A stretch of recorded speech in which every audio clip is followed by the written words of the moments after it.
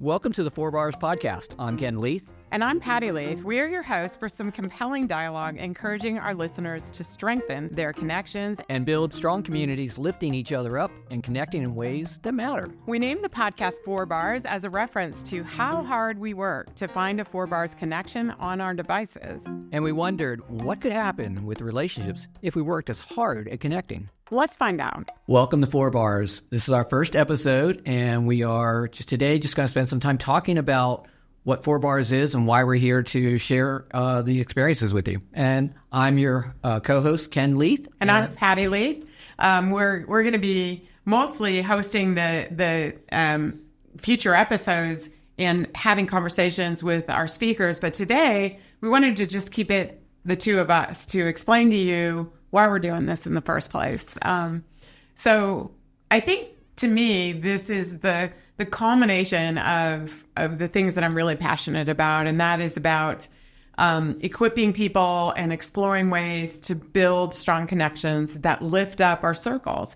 And that, in turn, then is around our lives, it's around our work, and it builds communities around us, both in life and work. Yeah, absolutely. We do a lot of different work with individuals, and one of the things that we hear most often is the difficulty in making connections, and that connection could be, as we say here, exploring good connections in life, work, and community. It's in all facets of our life. So the discussions that we will be hosting here will be with different people who have different experiences and different perspectives, and they'll just share with us the impact of that, the impact on them, people within their communities, and how people who are listening and watching can have some of that same impact. Yeah, fantastic. Let's tell the listeners what 4 Bars is all about and how we came up with it. Yes, 4 Bars, and we've been asked this several times as we were coming up to more initial episodes. No bar hopping. So anyway, 4 Bars is really about, we work really hard to get that connection on our devices, and we will go to great lengths to get that connection. But do we always take advantage of what do we do once we get that connection? Because sometimes we read a lot today about how devices really are somewhat draining to a certain extent if we overuse them and things of that nature. So that is really part of 4 Bars. It is helping people to decide, how am I going to make best use of that connection? Now that I've gone so hard to get that connection, how will I actually make it beneficial to the person I'm speaking with, beneficial for me, and make it something that is impactful for the human being that each of us are. Patti, you want to talk a little bit about the specific event we had that took us to this? I will. We do a special party as our kids reach a certain birthday milestone, and we were throwing a party for our son for his 30th birthday in the Rocky Mountains. We booked a place that was very deep into the wilderness, and they had told us that they're sort of off the grid, but I don't think that we realized how off the grid they were, and we didn't really prepare to be fully off the grid. When we got there was not a strong internet connection without walking a mile over the mountain or driving 45 minutes into town. And so we did that every day. We drove 45 minutes into town, and we found a place where we could get 4 bars outside of the Ace Hardware. Ace Hardware, yes. And we did our business and then went back in to be party hosts. But it really kind of dawned on me that we were trying to figure out what we wanted to name the podcast and how we wanted to focus it. It really dawned on me that we go to such great effort to make sure that we have a connection, but we don't necessarily put a lot of effort or the same amount of effort into the connection that we build. So we want to encourage listeners to do that. We want to bring speakers in who talk about ways that can impact the world and talk about methodologies and strategies to enable people to be thinking about doing some things differently in their lives to build their relationships and build their communities. Yeah, and for a little more context, when Patti was saying we had to go to great effort to get connectivity, we were, for anyone who's been out in the mountains of Colorado, we were near Buena Vista, Colorado, and very off the grid on this free range type of a valley. When I say free range, you had cows, you had sheep, you had goats, you had all these things openly walking across this dirt road. And this was about 5.5 or so miles off the main road. It was all dirt road, ruts, things of that nature. And it would literally take us 40 minutes to go those 4 to 5 miles in the vehicle to get in and out. So we really wanted that connectivity to get there. So we had to work for it and to get back there in town. So in the end, though, it was a great experience for us because it really brought us to really realizing what we wanted to do as far as bringing some discussion around community and how to build strong communities and communities where people are interacting the way they want. Yeah. And how does it impact us in our daily lives with our families, with our friends, or even in our workplace? Yeah. What, and I'm going to ask you a couple questions. You asked me a couple questions. Sure. What really prompted you to be this passionate about relationship building and community building at this point in your life? Well, by nature, I am inquisitive and I like to hear stories, people's stories. But it really, for me, goes back to where I grew up and how I grew up. I came from a large family, and I had this incredible grandmother who was 4'10" and red hair, and she had a huge heart and a huge faith. And she always instilled certain things in all of her grandkids and great-grandkids and our parents, her children. So it really was natural to me. But then I also grew up in a place where it was very diverse with respect to the people from all over the world. So you wanted to know the stories. In that area, which was in a suburb of Washington, D.C. in Maryland, it was a time where you were encouraged to go on these field trips, to go on these things that were really sponsored by the schools because it cost very little money. And so you would go talk to people or hear people talk. You had these experiences and interactions. And we had an elementary school right behind my house that was one of the newer ones in the area.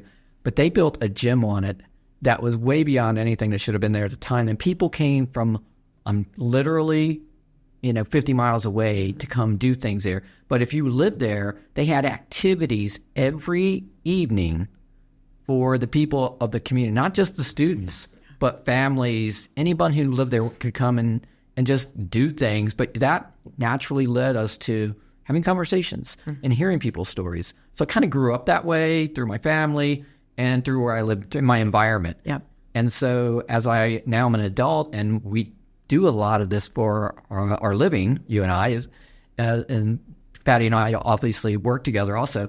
It's something that is very much entwined with being able to help people. You have to understand their story, and you have to share a little bit about you to gain trust. Yeah. I love that story about schools. The research will show that there are four ingredients in a good community. It's people, places, activities, and things.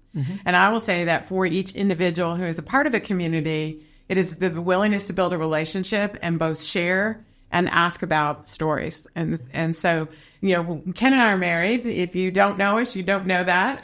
We have a lot of fun as a married couple. But one of the things that I think probably resonated with both of us early in our relationship was we were very interested in the other's story. And I also have really gone after this understanding of stories for my whole career. I've had an opportunity to do work with a lot of different groups and communities. And the more you learn about those community stories, the more you understand them. I was sharing with Ken a couple of days ago that I think if I look back really early in my career, I had an opportunity to do work through the Rotary Club in working with homeless and also at-risk students, as well as in my first job, I had an opportunity to work to build literacy. And I was raised in a pretty sheltered environment where I probably didn't really know or understand some of those things when I started the work. And the thing that I was so struck with is the storytelling and the stories that you can share that help everyone understand each other better. And we are very passionate about reducing bias. Stories can do that because bias is what we fill in when we don't know the story. Yes, indeed. We, as part of what we do, we have a nonprofit that is called Unform Your Bias, and it focuses on storytelling. for children and for adults as a way to connect people and to move beyond just the first thing that we may think about when we see or meet someone. And this Bentonville, Arkansas, where we live here, they started a multicultural festival 3 years ago, and it was fabulous. And so we hosted an event with wonderful volunteers that helped us, and then so many other groups that were involved for supporting this effort. And the people who came up who live here in this region, because it was more than just Bentonville, were so appreciative of the fact that the community was wanting to reach out and celebrate the differences, celebrate who we are as individuals, as human beings, not just what we do on a day-to-day basis. Some people came up, they were so moved to it that they were emotional. They were so, again, thankful is the word that keeps coming to my mind. And children got to come and experience storytelling from different children, different adults.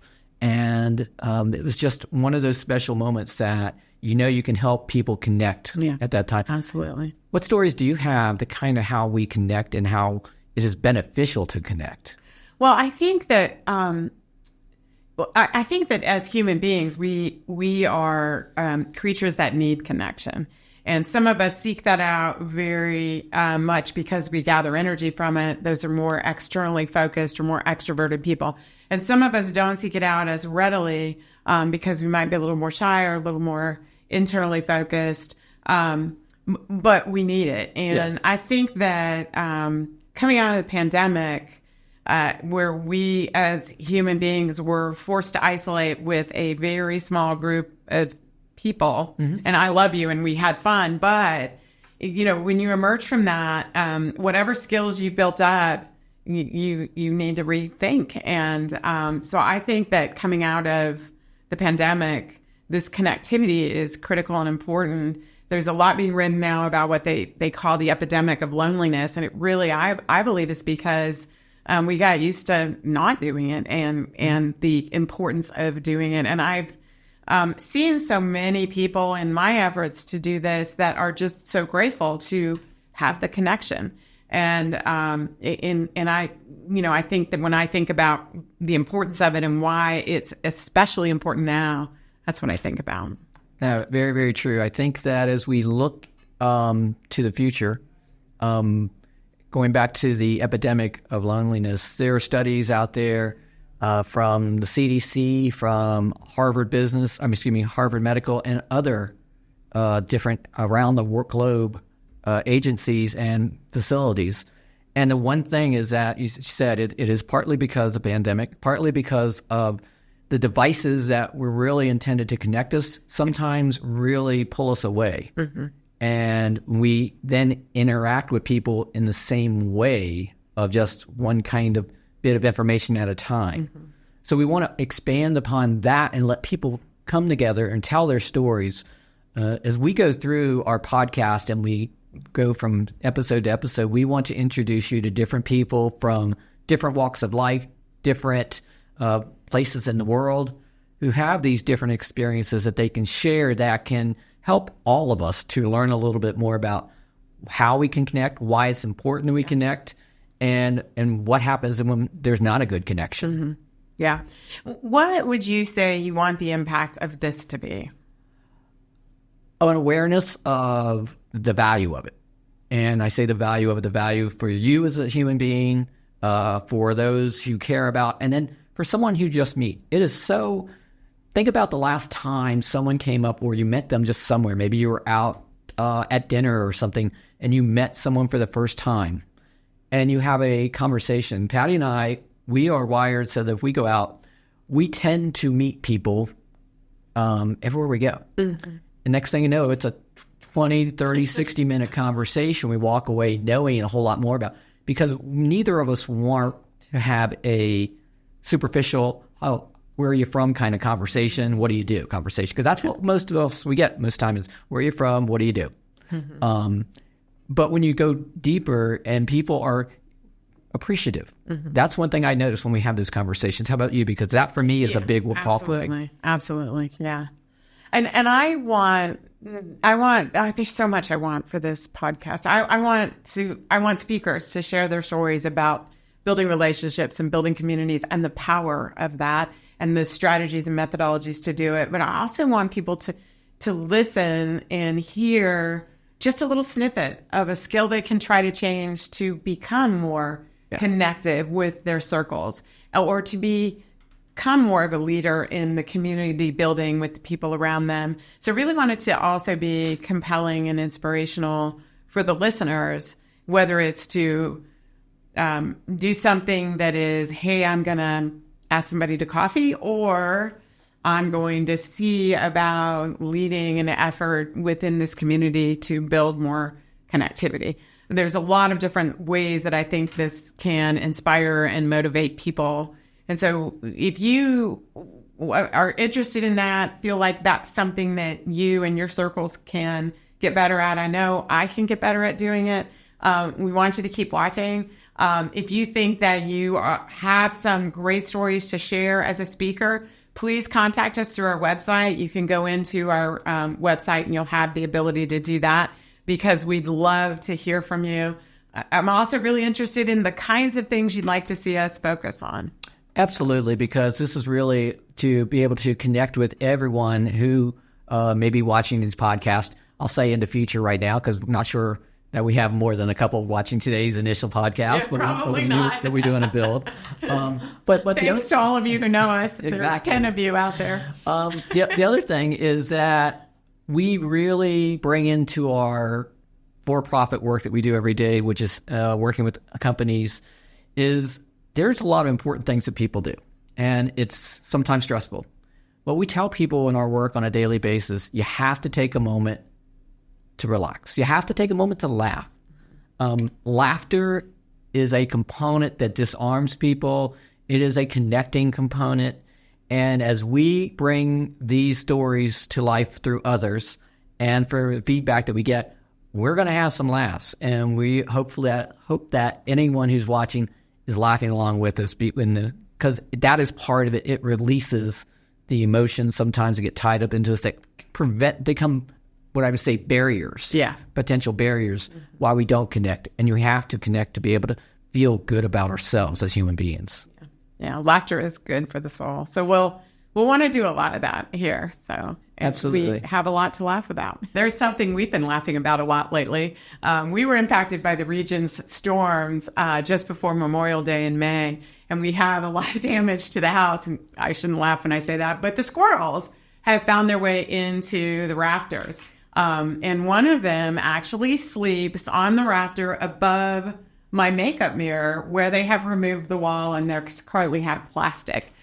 So Ken has been trying to eradicate this squirrel using a number of ideas. You want to share some of the things that you've done? Yeah, well, I'll start out by saying I'm working in a very humane way and researching the ways to help to get the squirrel out of there in a safe manner so that we can ensure that everything is sealed up. One reason he is there is because we still have a couple of holes in our house that he can get up to through the roof. So each time he makes a move, then the squirrel makes a move, and it's not the move that Ken wants him to make. So then when Ken goes back to the drawing board to rethink his next move, he sort of looks like Christopher Lloyd with the crazy eyes in Back to the Future. So you can imagine that. So we've been having a lot of fun with this. Yep. I'm not sure I'm having as much fun with it. Paper towel? I'll go back a little bit from there. As my research has been kind of helping me, like get humane traps, live traps, so you can trap them and safely get them out of the house, and put some yummy things on there. Well, I tried that a couple times, and apparently there's not a taste for that for this squirrel. I got to find the right type of diet for him. Yeah. So that he'll be encouraged. We're thinking about bringing acorns in from the ground. But the other thing is that there are different scents that supposedly squirrels do not like, because they eat and feed because of their sense of smell. They can find food. That's why they burrow through the ground, because they can smell.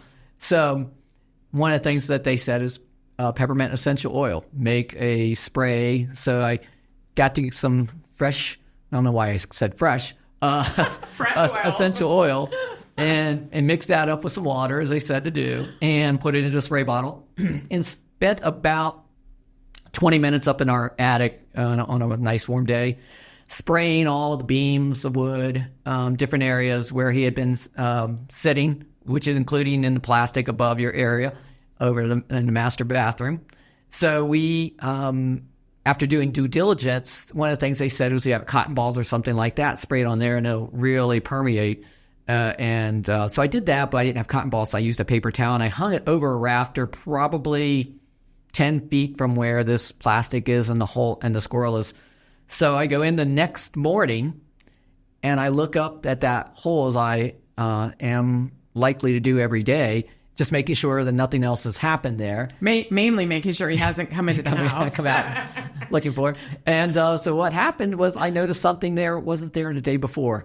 And it was the piece of paper towel that I had saturated to try to get that to be even more of a strong smell. And apparently it does not bother this squirrel. It does not, because he was sleeping on it later in the day. I asked Ken about it, and he's like, he's mocking me. Yes. So I bring up this story to say you got to have a little levity in life. Absolutely. And we want to have a fair amount of levity in this podcast. We want it to be fun. And stay tuned. We'll let you know how the squirrel story ends up. We're hoping that the squirrel is removed soon. So as we end today's initial podcast. Yes. Inaugural podcast. We want to first, again, thank anyone who is watching today. Share with others, please, because we would like to build up the viewership. And we want to do that so we can connect with people. We want to be able to, as we said earlier, help them explore, be willing to explore those good connections in their lives, in the work, and in their communities in order to build better communities. And I'll just do a little preview for our next guest. We have Emily Medlock and Kelsey McIntyre from Blake Street House, one of the coolest communities in our region. And they're going to talk about community building. It's going to be pretty awesome. And then we also have Mayor Orman, who will be joining us for actually a couple of episodes where she's going to talk about community building and some of the things that she's learned in the time that she's been mayor here. So we're super excited, and more exciting guests to come. Again, let us know what you want to hear. Let us know if you're interested in speaking, and keep watching. Thank you so much. Thank you. Have a good week.